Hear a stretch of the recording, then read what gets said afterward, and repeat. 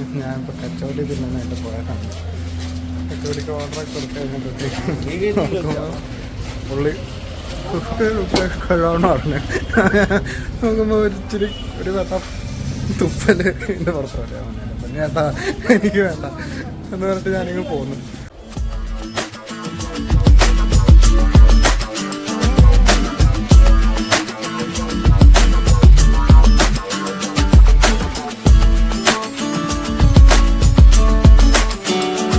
Hello everyone, have you been ഹിയറിൻ്റെ ഏറ്റവും പുതിയ വീഡിയോയിലേക്ക് നിങ്ങൾക്ക് എല്ലാവർക്കും സ്വാഗതം.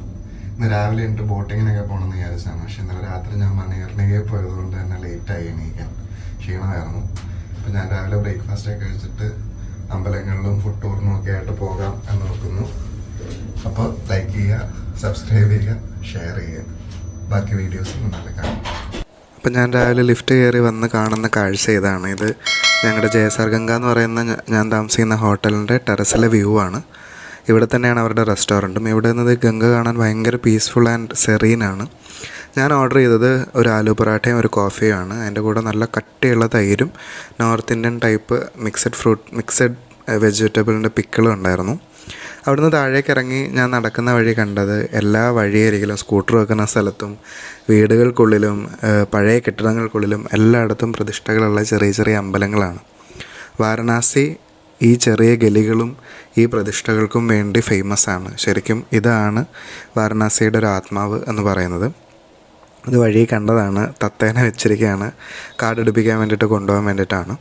ഇറങ്ങിയിട്ട് ഞാൻ മെല്ലെ നടന്നു. ഇപ്പം ഞാൻ കാശി വിശ്വനാഥ ക്ഷേത്രത്തിലേക്കും അതിനു മുമ്പ് ഈ കാലഭൈരവൻ്റെ അമ്പലത്തിലേക്കുമാണ് പോകുന്നത്. കാലഭൈരവൻ്റെ അമ്പലത്തിലേക്ക് പോകുന്നത് അവിടെ നിന്നൊരു റിക്ഷ പിടിച്ച് പോകാമെന്നാണ് വിചാരിക്കുന്നത്. ശരിക്കും ഇത് ഇവിടുത്തെ ഒരു മാർക്കറ്റാണ്. തലേ ദിവസത്തെ വേസ്റ്റ് കയറ്റിക്കൊണ്ടു പോകുന്ന കാഴ്ചയാണ് നിങ്ങൾ കാണുന്നത്. നല്ല ഫ്രഷ് വെജിറ്റബിൾസും ഫ്രൂട്ട്സും വഴിയരികിൽ നല്ല വിലക്കുറവിൽ വിൽക്കുന്ന കാഴ്ച നമുക്കിവിടെ കാണാനായിട്ട് സാധിക്കും. ആൾക്കാരൊക്കെ ഘാട്ടിലേക്കും അമ്പലങ്ങളിലേക്കും ഒക്കെ ആയിട്ട് ഇറങ്ങി തുടങ്ങിയിട്ടുണ്ട്. ടൂറിസ്റ്റുകളും അവിടെയുള്ള പൊതുവെ ഉള്ള ആൾക്കാരും അവർ ക്രൗഡ് സിറ്റി മൊത്തം ആയി തുടങ്ങിയിട്ടുണ്ട്. ഇത് ഞാൻ വെറുതെ ഷൂട്ട് ചെയ്തതാണ്. ഇത് ഈ റെസ്റ്റോറൻറ്റിൽ നിന്ന് കഴിച്ചിട്ട് അവരവിടെ വേസ്റ്റായിട്ട് ഇട്ടേക്കുന്ന റോഡരികിൽ വേസ്റ്റും പാൻ ചവച്ച് തുപ്പിയതുമൊക്കെ നമുക്ക് കാണാനായിട്ട് സാധിക്കും. ഇത് കിച്ചടി ബാബ എന്നാണ് ഈ അമ്പലത്തിൻ്റെ പേര്. ഇതുപോലുള്ള കുറേ അമ്പലങ്ങൾ ഇവിടെ ഉണ്ട്. ഈ കിച്ചടി ബാബയുടെ പ്രസാദം പരിപ്പും ചോറും കൂടി ചേർത്തിട്ടുള്ള കിച്ചടി എന്ന് പറയുന്നൊരു വിഭവമുണ്ട് ഇവിടെ. അതാണ് ഇവിടുത്തെ പ്രസാദം, അതാണ് അവിടെ അർപ്പിക്കുന്നതും. ഇത് ശങ്കരാചാര്യരുടെ ഗേറ്റാണ്. ഇത് ശങ്കരാചാര്യരാണ് ശരിക്കും കാശി വിശ്വനാഥ ക്ഷേത്രത്തിലെ പ്രതിഷ്ഠ കഴിപ്പിച്ചത് എന്നാണ് വിശ്വസിക്കപ്പെടുന്നത്. അപ്പം ഏത് വഴി ഏത് ഗലി കയറിയാലും ശരിക്കും നമ്മൾ അമ്പലത്തിലേക്ക് എത്തും. അങ്ങനെയാണ് കാശിയുടെ നിർമ്മാണം നടന്നിരിക്കുന്നത്. നമ്മൾ കയറി കഴിയുമ്പം ഇങ്ങനെ മേളിൽ ഹിന്ദിയിൽ എഴുതി വെച്ചിരിക്കുന്ന കാണാം, മന്ദിർ ജാനേ കാ മാർഗ് എന്ന്. എല്ലാ ഗലികളും വിശ്വനാഥനിലേക്ക് നീളുന്നു എന്ന് പറയുന്ന ഒരു കോൺസെപ്റ്റ് ശരിക്കും ഇവിടെ അന്വർത്ഥമാവുകയാണ്. നമ്മൾ അമ്പലത്തിലേക്ക് പോകുമ്പോൾ ശ്രദ്ധിക്കേണ്ടത് അതിനകത്ത് ഇലക്ട്രോണിക് ഐറ്റംസ്, ഫോൺസ് അല്ലെങ്കിൽ ഒരു ട്രൈപോഡ്, ഇലക്ട്രോണിക് വാച്ചസ് ഇതൊന്നും അവർ സമ്മതിക്കില്ല. ഇത് പോരാത്തതിന് ചെരുപ്പുകളും സമ്മതിക്കില്ല. അമ്പലത്തിനകത്ത് തന്നെ ആയിട്ട് ലോക്കറുകൾ ഉണ്ടെങ്കിലും അവിടെ നല്ല തിരക്കാണ്. അപ്പോൾ നമ്മൾ ശരിക്കും അമ്പലത്തിനടുത്തേക്ക് എത്തുമ്പോഴത്തേക്കും അവിടെയുള്ള കച്ചവടക്കാർ നമ്മളെ വിളിച്ച് അവരുടെ അവിടെ നിന്ന് സാധനങ്ങൾ തന്ന് ശരിക്കും നമ്മളവിടെ നിന്ന് സാധനം മേടിക്കുമ്പോഴത്തേക്കും അവർ നമുക്കൊരു ഫ്രീ ആയിട്ടൊരു ലോക്കർ തരുന്നതാണ്. അമ്പലത്തിൻ്റെ 4-ാം നമ്പർ ഗേറ്റ് വഴിയാണ് ഞാൻ അകത്തേക്ക് പ്രവേശിച്ചത്. ശരിക്കും മെയിൻ എൻട്രൻസ് വഴി അവർ കയറ്റി വിടില്ല. ഒരു 300 രൂപയുടെ ടിക്കറ്റ് നമ്മൾ എക്സ്ട്രാ പേ ചെയ്യുവാണെങ്കിൽ നമുക്ക് ഫെസിലിറ്റേറ്ററി ആയിട്ടുള്ള ഗേറ്റ് വഴി കടന്നു പോകാം എന്നവർ പറഞ്ഞു. ഞാൻ ആ 300 രൂപയുടെ ഗേറ്റ് കൊടുത്തിട്ടാണ് അകത്തേക്ക് കയറിയത്. ഇത് ഞാൻ ഇറങ്ങിക്കഴിഞ്ഞിട്ടുള്ള വീഡിയോ ആണ്. ഞാൻ അകത്ത് കണ്ട കാഴ്ചകളാണ് ഇനി ഡിസ്ക്രൈബ് ചെയ്യാൻ പോകുന്നത്. അകത്തേക്ക് ചെല്ലുമ്പം നീണ്ട ക്യൂ ആണ്. ഈ 4 ഗേറ്റ് കൂടിയും കുറേ ആൾക്കാർ വരുന്നുണ്ട്. നീണ്ട ക്യൂ ആണ്. അകത്ത് കുരങ്ങന്മാരുടെ നല്ല ശല്യമുണ്ട്.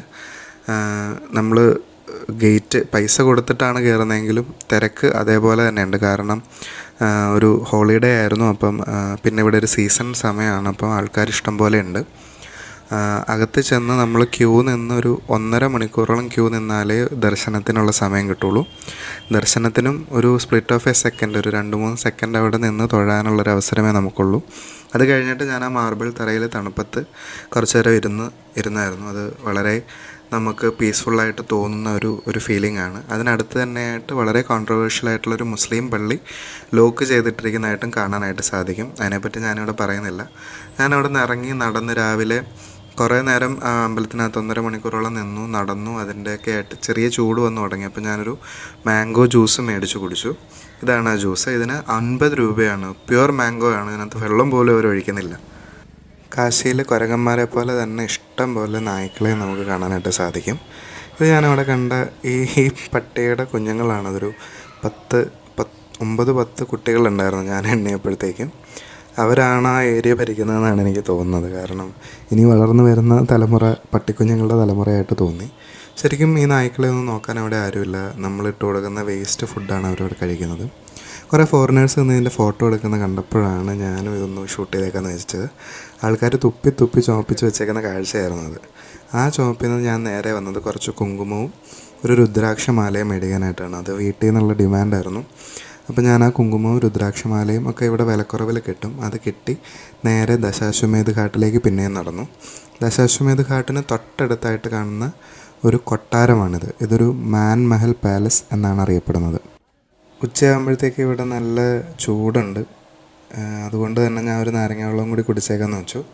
ഇദ്ദേഹത്തോട് സംസാരിച്ചപ്പോഴത്തേക്കും ഇദ്ദേഹം പറയുന്നത് ഇവിടെ കൂടുതലും വീഡിയോ ഷൂട്ട് ചെയ്യാൻ വേണ്ടിയിട്ടാണ് ആൾക്കാർ വരുന്നതെന്നാണ്. അതിൻ്റെ പരിഭവം പോലെ അദ്ദേഹത്തിനുണ്ട്. ഞാൻ ഈ വീഡിയോ എടുക്കുന്ന കണ്ടപ്പോൾ അദ്ദേഹം എന്നോടായിട്ട് പറഞ്ഞതാണ്. അദ്ദേഹത്തിൻ്റെ പേര് ഇക്ബാൽ എന്നാണ്. അമ്പലത്തിന് തൊട്ട് ഫ്രണ്ടിൽ നാരങ്ങ വെള്ളം കച്ചവടം ചെയ്യുന്നൊരു സാധു മനുഷ്യനാണ്.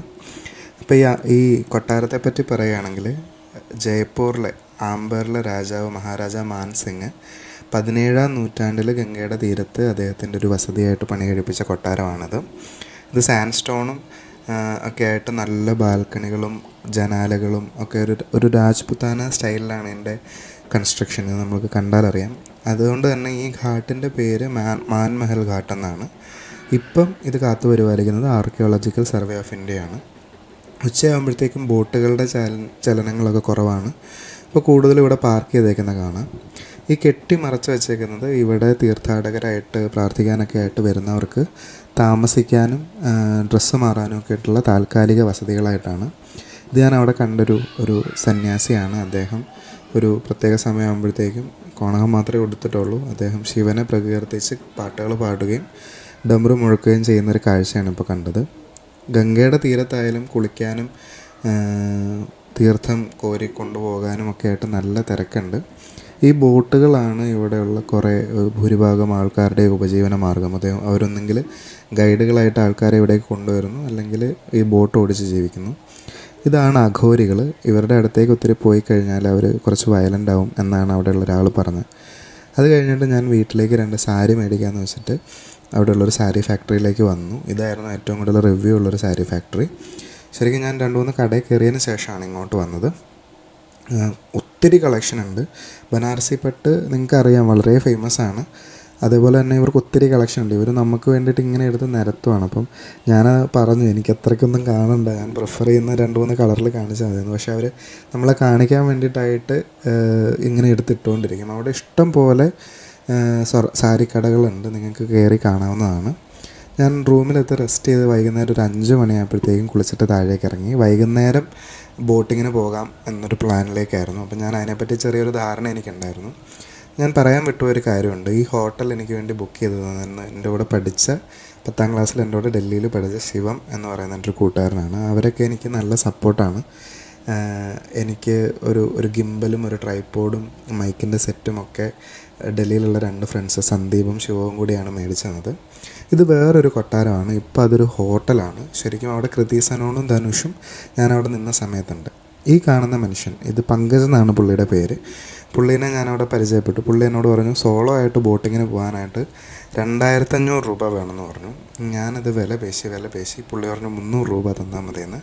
ശരിക്കും നിങ്ങളിവിടെ വരുവാണെങ്കിൽ ആദ്യമേ കാണുന്ന ബോട്ടിൽ ചാടി കയറാതെ നിങ്ങൾ കുറച്ച് വില പേശി കഴിഞ്ഞാൽ അവർ റീസണബിൾ ആയിട്ടുള്ള റേറ്റിൽ നിങ്ങളെ കൊണ്ടുപോകും. നിങ്ങൾക്ക് സോളോ ആയിട്ടോ ഗ്രൂപ്പായിട്ടോ അവിടെ ബോട്ടിൽ യാത്ര ചെയ്യാവുന്നതാണ്. ഇദ്ദേഹത്തിൻ്റെ പേര് അവിനാഷ് എന്നാണ്. അദ്ദേഹത്തിന് 3 പെൺമക്കളാണ്. അദ്ദേഹമാണ് എൻ്റെ ബോട്ടിൻ്റെ സാരഥി. ശരിക്കും പങ്കജും അവിനാഷും 2 പേരും പാർട്ട്നേഴ്സാണ്. അവർക്ക് ഇവിടെ 2-3 ബോട്ടുകളുണ്ട്. അവരുടെ സ്വന്തമല്ല, അവരത് ലീസിനെടുത്ത് നടത്തുന്ന പോലെയാണ്. ഞാനങ്ങനെ ഗംഗയുടെ നടുക്കോട്ട് ആദ്യമായിട്ട് ജീവിതത്തിൽ ഒരു അവസരമാണ് എനിക്ക് കിട്ടിയിരിക്കുന്നത്. അതിൽ ഞാൻ ഭയങ്കര ഗ്രേറ്റ്ഫുള്ളാണ്. ശരിക്കും ഇത് ഭയങ്കര എക്സ്റ്റസി, ഉന്മാദം എന്ന് പറയുന്നൊരവസ്ഥയിലേക്ക് നമ്മളെ എത്തിക്കുന്ന ഒരു യാത്രയാണ്. കാരണം നൂറ്റാണ്ടുകൾ പഴക്കമുള്ള ഘാട്ടുകൾ കണ്ട്, നൂറ്റാണ്ടുകളോ അതിനേക്കാളും പഴക്കമുള്ള ഗംഗയിൽ കൂടി ഒരു തോണിയിൽ ഒറ്റയ്ക്ക് സഞ്ചരിക്കുക എന്ന് പറഞ്ഞു കഴിഞ്ഞാൽ അത് ചെറിയൊരു അവസ്ഥയായിട്ട് എനിക്ക് തോന്നിയില്ല. 84ഓളം ഘാട്ടുകൾ ഉണ്ടെന്ന് ഞാൻ പറഞ്ഞു. ആ 84 ഘാട്ടും നമുക്കിങ്ങനെ ഒരു ബോട്ടിങ്ങിന് പോയാൽ കാണാനായിട്ട് സാധിക്കും. ആദ്യത്തെ ഘാട്ട് അസ്സി ഘാട്ട്, ഹരിശ്ചന്ദ്ര ഘാട്ട്, ആ 2 ഘാട്ടുകളാണ്. അവിടം തൊട്ട് ഏറ്റവും അവസാനത്തെ മണികർണിക ഘാട്ട് വരെ നമ്മളെ ഒരു ബോട്ടിൽ കൊണ്ടുപോകുന്നതാണ്. ഇവിടെ ഘാട്ടുകളുടെ പേര് പറയുകയാണെങ്കിൽ ആദികേശവ ഘാട്ട്, രാജഘാട്ട്, ദുർഗാഘാട്ട്, ബ്രഹ്മഘാട്ട്, മണികർണിക ഘാട്ട്, ഹരിശ്ചന്ദ്ര ഘാട്ട്, അഹില്യബായി ഘാട്ട്, മുൻഷി ഘാട്ട്, അങ്ങനെ ഒരുപാട് 84ഓളം ഘാട്ടുകളും അതിൻ്റെ പേര് നമ്മൾ ഗംഗയിൽ കൂടി പോകുമ്പം എഴുതി വെച്ചിരിക്കുന്നതായിട്ട് കാണാനായിട്ട് സാധിക്കും. ഇതാണ് വളരെ ഫേമസ് ആയിട്ടുള്ള ഹരിശ്ചന്ദ്ര ഘാട്ട്. മണികർണികയിലെ പോലെ തന്നെ ദഹനക്രിയകൾ ഇവിടെയും നടത്താറുണ്ട്. ഇവിടെയും ദഹിച്ചുകൊണ്ടിരിക്കുന്ന ജഡങ്ങൾ അവർ ഗംഗയിലേക്ക് തള്ളിയിടുകയാണ് ചെയ്യുന്നത്. ഇത് വൺ ഓഫ് ദ ഫസ്റ്റ് ഘാട്ടാണ്. നമ്മൾ ഗംഗയിലേക്ക് മുകളിലേക്ക് ഓടിക്കുമ്പം ഏറ്റവും ആദ്യത്തെ ഘാട്ടുകളിലൊന്നാണ്. ഇഷ്ടംപോലെ ലൈറ്റ് ചെയ്ത ബോട്ടുകളും ഗംഗയിൽ കൂടി പോകുന്നത് നമുക്ക് കാണാനായിട്ട് സാധിക്കും.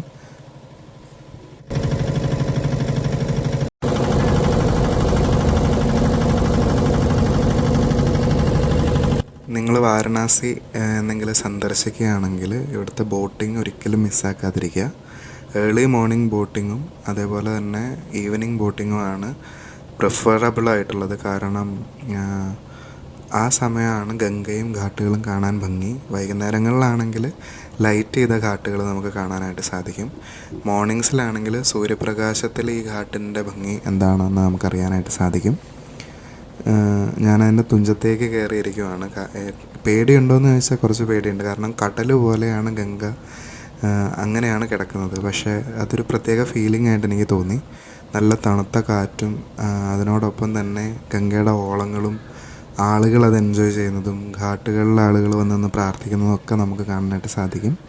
ഇത് നമ്മൾ ഇന്നലെ കണ്ട ഗംഗാരതിക്ക് വേണ്ടിയിട്ടുള്ള തയ്യാറെടുപ്പുകളാണ്.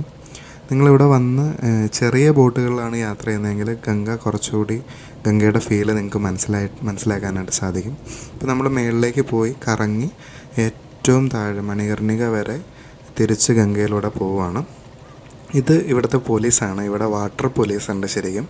അതായത് പോലീസുകാർ ബോട്ടിൽ ഇവിടെ കാര്യങ്ങൾ മോണിറ്റർ ചെയ്യുന്നുണ്ട്.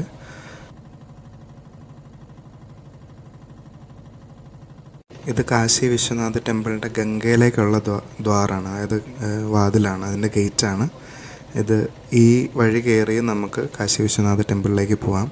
ഇത് മണികർണിക ഘാട്ടാണ്. ഞാനിത് നവംബറിലാണ് ഷൂട്ട് ചെയ്യുന്നത്. ഈ ഒരു സമയമാകുമ്പോഴത്തേക്കും വൈകുന്നേരങ്ങളിൽ നവംബർ മാസങ്ങളിൽ ഇവിടെ നല്ല തിരക്കാണ് മോക്ഷത്തിന് വേണ്ടിയിട്ട്. ഇന്ന് ഞാനിത് ഡബ് ചെയ്യുമ്പോൾ ഫെബ്രുവരിയിൽ ഗവൺമെൻറ് ഇത് ഇടിച്ച് തകർത്തിട്ടുണ്ട് കുറേയൊക്കെ. അവരത് റിനോവേഷൻ്റെ ഭാഗമായിട്ട് മണികർണിക ഘാട്ട് ഒട്ടുമുക്കാലും പൊളിച്ചിട്ടുണ്ട്. അത് നിങ്ങൾക്ക് ന്യൂസിലൊക്കെ ആയിട്ട് കാണാനായിട്ട് സാധിക്കും. ഇതിന് 2 ടേക്കാണുള്ളത്. ഞാൻ ശരിയാണോ തെറ്റാണോ എന്ന് ഞാൻ പറയുന്നില്ല. നമ്മുടെ പഴയ പൈതൃകം നമ്മൾ നശിപ്പിക്കുകയാണോ, അതായത് നശിപ്പിച്ചിട്ടാണോ പുനർനിർമ്മിക്കേണ്ടത് എന്ന് ചോദിച്ചു കഴിഞ്ഞാൽ ഞാൻ അതിനോട് അനുകൂലിക്കുന്നില്ല. കാരണം ഈ പഴമയാണ് വാരണാസിയുടെ പ്രത്യേകതയും ആത്മാവും എന്നെനിക്ക് തോന്നിയിട്ടുണ്ട്. അത് ഇനിയും നശിപ്പിക്കാതിരിക്കട്ടെ. ഇത് നമ്മൾ ഉച്ചയ്ക്ക് പറഞ്ഞ മാൻമഹൽ ഘാട്ടിൻ്റെ ഒരു വ്യൂ ആയിരുന്നു. ഞാൻ ഇന്നലെ പറഞ്ഞു 2 സ്ഥലത്ത് ഗംഗാരതിയുണ്ട്. ഇതാണ് വലിയ ഗംഗാരതി നടക്കുന്ന സ്ഥലത്തേക്ക് ബോട്ട് കൊണ്ടുവന്ന് ആൾക്കാർ പാർക്ക് ചെയ്ത് ബോട്ടിലേക്ക് ആൾക്കാരെ കയറ്റിയിരുത്തി ഗംഗ ആരതി കാണാനുള്ള അവസരം ഒരുക്കി കൊടുക്കുന്നൊരു കാഴ്ചയാണത്. ഏകദേശം 1.25 മണിക്കൂറോളം എന്നെ അവിനാശ് ബോട്ടിൽ കറക്കി. അത് ഞാൻ എൻ്റെ ജീവിതത്തിൽ ഒരിക്കലും മറക്കാത്ത ഒരു 1.25 മണിക്കൂറായിരിക്കണം. കാരണം ഞാനൊരിക്കലും സ്വപ്നത്തിൽ പോലും പ്രതീക്ഷിക്കാത്ത ഒരു ഫീലിംഗാണ് എനിക്കത് തന്നത്. ഞാൻ അവിടെ ഇറങ്ങി പൈസയൊക്കെ കൊടുത്ത് ഞാൻ മെല്ലെ ഗംഗാരതി നടക്കുന്ന സ്ഥലത്തേക്ക് ഒന്നുകൂടെ നടന്നു. ആരതി മൊത്തം കാണാനുള്ള ഉദ്ദേശം ഇന്നില്ല. ഇന്ന് ചെറിയ കച്ചവടക്കാരെയും അതേപോലെ അവിടെയുള്ള ആൾക്കാരെയൊക്കെ കാണാനായിട്ടാണ്. ഇന്നലെ കാർമ്മികത്വം വഹിച്ച കർമ്മി തന്നെയാണ് ഇന്നും ചെയ്യുന്നത്. അവരവിടെ ഗംഗാരതി തുടങ്ങിയിട്ടുണ്ട്. ഞാൻ അവിടെ നിന്ന് നടന്ന് ചെന്നപ്പോഴത്തേക്കും അവിടെ പെയിൻറ്റിങ്സ് വിൽക്കുന്ന 2 കുട്ടികളെ ഞാൻ കണ്ടു. ഞാൻ അവരുടെ പെയിൻറ്റിങ്സ് ഒന്ന് കാണിക്കാം. ഇതാണ് അവരവിടെ വരച്ച് വിൽക്കുന്നത്. ഇത് അവർ ഈവനിങ്സ് വന്നിരുന്ന് വരച്ചിട്ട് അവിടെ നിന്ന് തന്നെ ഫ്രെയിം ചെയ്ത് അല്ലെങ്കിൽ ഒരു ഫ്രെയിമിനകത്തേക്ക് വെച്ചിട്ട് അവിടെ വിൽക്കുവാണ്. റീസണബിൾ ആയിട്ടുള്ളൊരു റേറ്റാണ്. ഞാനും ഇവരുടെ കയ്യിൽ നിന്ന് ഒരു പെയിൻറ്റിങ് മേടിച്ചു. ശരിക്കും ഇങ്ങനെയുള്ള കലാകാരന്മാരെ നമ്മൾ പ്രോത്സാഹിപ്പിക്കണം എന്നെനിക്ക് തോന്നി. അതുകൊണ്ടാണ് ഇങ്ങനെയുള്ള ഒരുപാട് സന്യാസിമാരും സാധു സ്ത്രീകളും അതിൽ നടക്കുന്നത് നമുക്ക് കാണാനായിട്ട് സാധിക്കും. ഇന്ന് ആൾക്കാർ നല്ല തിരക്കുണ്ട്. ആൾക്കാർ അവിടെ ഗംഗാരതി കഴിഞ്ഞ് കയറി വരുന്നതാണ് നിങ്ങൾ കാണുന്നത്. അത് കഴിഞ്ഞ് ഞാൻ ഗലികളിൽ കൂടി ഒറ്റയ്ക്ക് വിജനമായിട്ടുള്ള ഗലികളിൽ കൂടിയും തിരക്കുള്ള ഗലികളിൽ കൂടിയൊക്കെ ഞാൻ നടന്നു. ഈ ഇടുങ്ങിയ വഴി കൂടിയൊക്കെ ബൈക്കുകളും സ്കൂട്ടറുകളും നല്ല ചീറിപ്പാഞ്ഞാണ് പോകുന്നത്. ഇത് ഇവർ തമ്മിൽ എന്തോ അതിർത്തി തർക്കമോ പ്രശ്നം എന്താണെന്ന് തോന്നുന്നു. അത്ര നടന്നപ്പോഴത്തേക്കും ശരിക്കും എനിക്ക് വിശന്നു. അപ്പം ഞാൻ അവിടുത്തെ ഫേമസ് ആയിട്ട് ശരിക്കും നമ്മൾ വാരണാസി ചെന്നാൽ കഴിക്കേണ്ട സാധനങ്ങളിലൊന്നാണ് കച്ചോടി എന്നാണ് ഞാൻ അറിഞ്ഞത്. അപ്പം ഈ ജിലേബിയും കച്ചോടിയൊക്കെ കിട്ടുന്ന ഫേമസ് ആയിട്ടുള്ള രാം ഭണ്ഡാർ എന്ന് പറഞ്ഞ രാം ഭണ്ഡാർ അവിടെ കുറേ ഉണ്ട്. അതിലൊരു രാം ഭണ്ഡാറിൽ പോയി ഞാൻ ഒരു സെറ്റ് കച്ചോടിക്ക് ഓർഡർ ചെയ്തു. അപ്പോൾ ഇതാണ് എനിക്ക് കിട്ടിയത്. ഇത് നമ്മൾ സാധാരണ കഴിക്കുന്ന കച്ചോടി പോലെയല്ല, കുറച്ചുകൂടി ഡീപ്പ് ഫ്രൈഡാണ്. അതിൻ്റെ കൂടെ ഒരു എണ്ണയും ഒരു ജിലേബിയും അതേപോലെ ഉരുളക്കിഴങ്ങിൻ്റെ ഒരു കറിയാണ് കിട്ടുന്നത്. നല്ല ടേസ്റ്റ് ഉണ്ട്. നമ്മുടെ ടേസ്റ്റ് അല്ല, ഒരു കടുകെണ്ണയുടെയൊക്കെ ടേസ്റ്റാണ്. എന്നാലും നമുക്ക് ഇഷ്ടപ്പെടുമായിരിക്കും. അത് കഴിഞ്ഞ് ഞാൻ വന്നപ്പോൾ കണ്ട കാഴ്ചയാണിത്.